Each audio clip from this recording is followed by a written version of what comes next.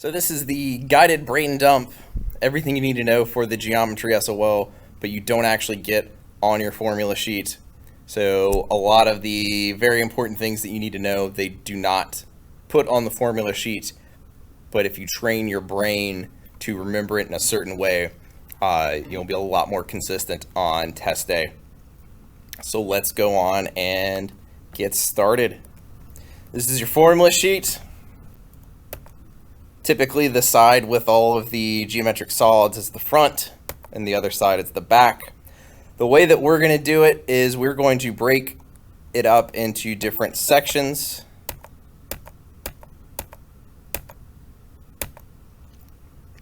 And I'll tell you where those are, but just keep that in mind. So go on and flip over to the back. We're going to start at the bottom of the back, starting with logic. And the only reason I'm putting it at the bottom of the back is that's where you get the most space. Logic is P, then Q, stuff that we did at the beginning of the year. And logic you just need to have memorized. There's not really a way that you can associate it with anything on the formula sheet, so you just need to know. So logic, P then Q.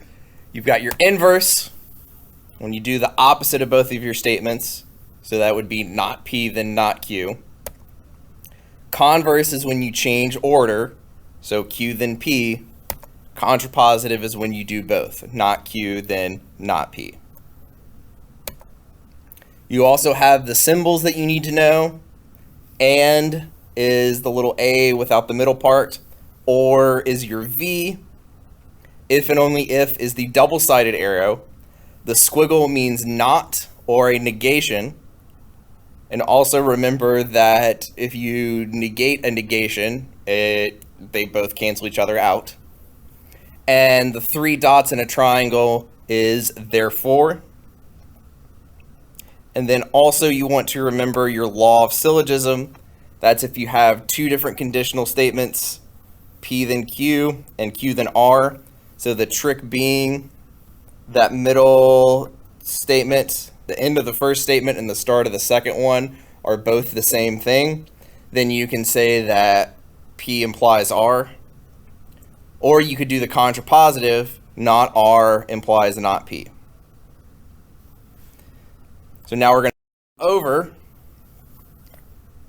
And before we get into the geometric symbols, you also just need to have memorized your parallel lines cut by a transversal. There's not really anything that you can associate with it on your formula sheet, aside from, just where it says parallel lines. But I think it's easy. Just draw your two parallel lines, draw your transversal. For every obtuse angle, you put an O, and for every acute angle, you put an A. And that pattern should be copied from top to bottom. Then just remember that if you have two angles that are O's, they're congruent to each other. If you have two angles that are A's, they're congruent to each other. And if we have an O and an A, those two are going to add together to be 180. And remember, this only happens when your two lines are parallel.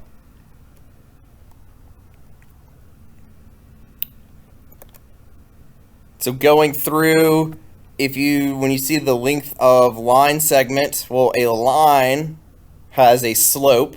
So I would write my slope formula right there.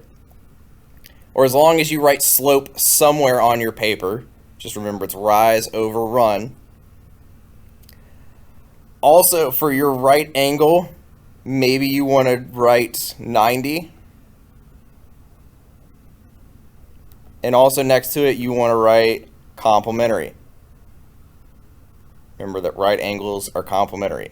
It might also help to write supplementary over here with your O plus your A, especially if you know that you have trouble remembering those things.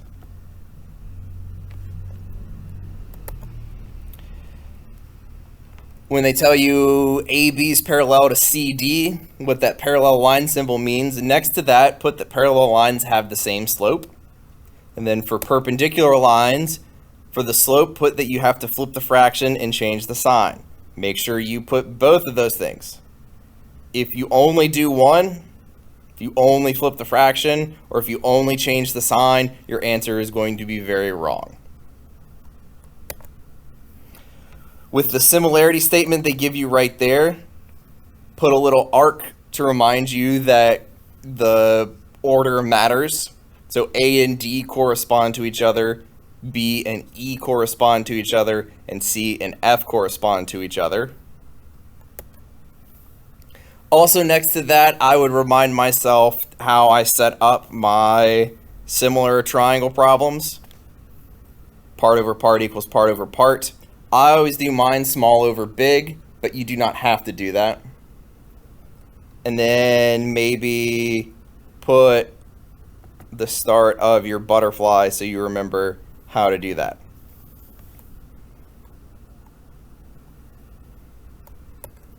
Also, since you have similar triangles, we also have congruent triangles. Side, side, side, side, angle, side, angle, side, angle, angle, angle, side, hypotenuse, leg.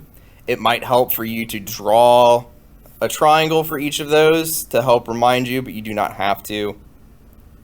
And then also it might be helpful, write side, side, angle, and put a line through it, because that is not valid. You cannot do side, side, angle.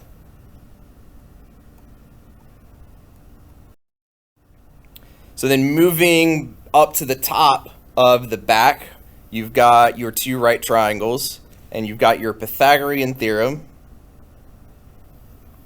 What I've said multiple times in my class, the most important thing you learn in geometry. Pythagorean theorem is also the basis for the distance formula.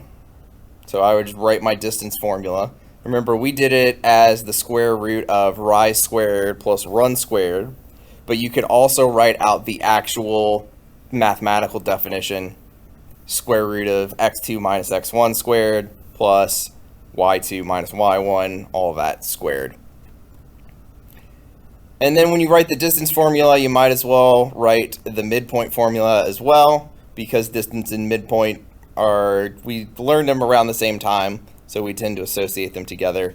Remember, we figure out our rise divided by 2, we figure out our run divided by 2, and that gives us our midpoint, or gives us how far up and over we need to go from one of our endpoints to find the midpoint.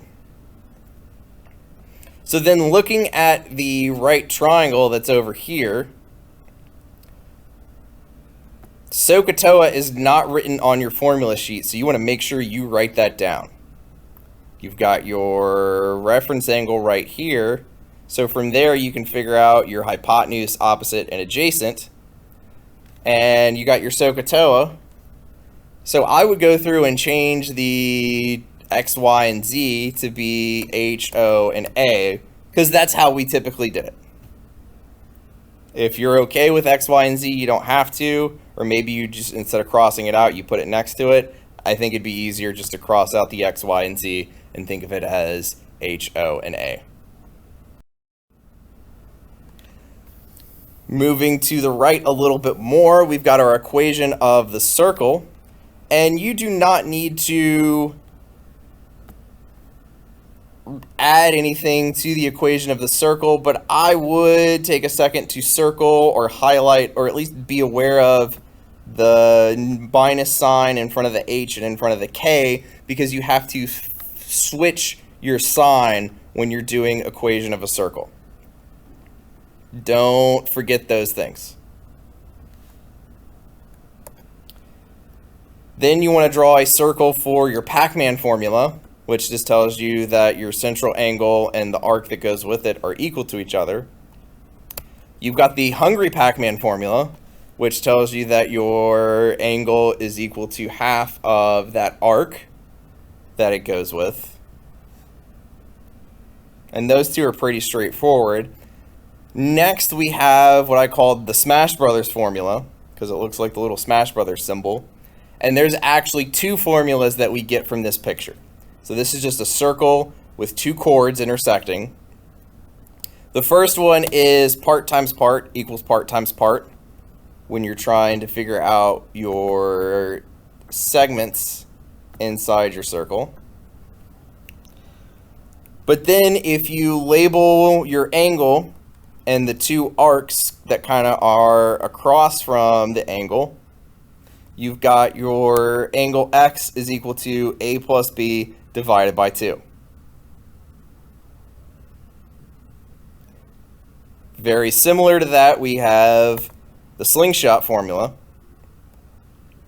And for the lines, that's going to be outside times hole is equal to outside times hole. So remember, if they just give you the two parts, you have to add them together. And then for your angles,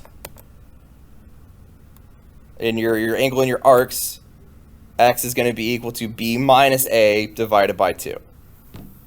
Make sure for the slingshot, your b is your bigger arc. Otherwise, you'll get a negative number, and that'll make your life difficult. So triangles are the basis. It doesn't really matter which one's A and which one's B. Basically, everything that we do in geometry, and a lot of what we do in advanced math later on. So it's really helpful to have a good understanding of it. Make sure you know the angles add up to be 180. Make sure you know that the small side plus the medium side of your triangle always has to be bigger than the long side. Also remember that your biggest side is across from your biggest angle, medium side is across from the medium angle, and the small side and the small angle are across from each other. Moving over, we look at our square and our rectangle. So the first thing I would do is I would draw in my diagonals, and I would put arcs on those to remind you that your diagonals are congruent in squares and rectangles. And also put a little 90-degree angle right there in the square to remember that the diagonals intersect at a 90-degree angle. But that's only in a square.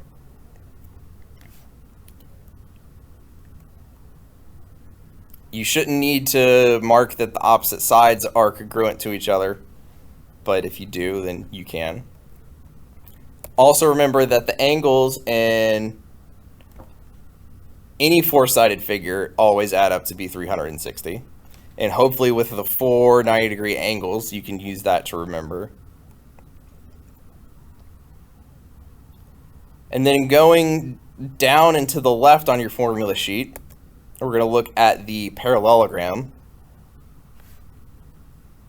In the parallelogram, we want to draw in our diagonals again. But when you put your congruency marks for those, make sure that the two parts are congruent to each other, but the two diagonals themselves are not equal to each other. Also remember with a parallelogram, the lines are parallel to each other, which means that you're going to have your alternate interior angles congruent to each other. So just mark those corners that are across from each other so that you remember that they're congruent to each other.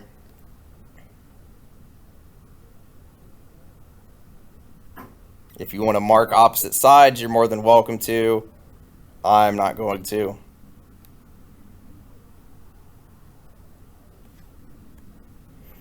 And then we did triangles and we did squares and quadrilaterals. So then the last thing that we want to do is we want to talk about just our general polygons. We've got our interior angle equation, n minus 2 times 180. Remember, n is the number of sides. So if you don't remember what n stands for, you could just, instead of doing n, you could do sides. Also, trying to write with a touchpad mouse is really difficult. Your exterior angle sum is always 180 degrees. And if we add an interior and exterior angle together, that's always going to be 180. And it also might help to draw an interior and an exterior angle for a shape, but you don't have to. Moving over again, we look at our second set of circle equations. So for this one, we've got they give us the circumference, two different equations for circumference and an equation for area. So hopefully you don't need to remember that the diameter is 2 times the radius, but if you do, you're more than welcome to write it down. It's better to write too much than not enough. And we can use this, and there is a specific reason that I saved these two equations to be next to this figure for arc length and sector area. Because for arc length, it's just your angle over 360 times your circumference. And since the circumference is right there, we don't have to flip back and forth. And then same for sector area. Angle over 360 times your area. Area formula is right there. That's less for us to have to remember. So moving down to our rectangular prism, put that your scale factor is A to B. And then you want to make your length, area, volume, or your lob chart. Length is just the same thing as your scale factor, A to B. Any similar areas are going to be A squared to B squared, and any similar volumes are A cubed to B cubed. And then going down, looking at the abbreviations, there's nothing too important that we're going to add to here. All I'm going to say is make sure that you highlight or put a little star next to the capital B for area of base and next to the P for perimeter, because they do not give you formulas for those, but they do give you all of the area formulas that you need. So area of base is going to be one of your area formulas depending on what the shape is, and perimeter, you just add up all the sides. So make sure you can do that. So that's all you need to know. You've got this. Make sure you can write down most, if not all, of these formulas. Practice, practice, practice, and good luck when you take your exam.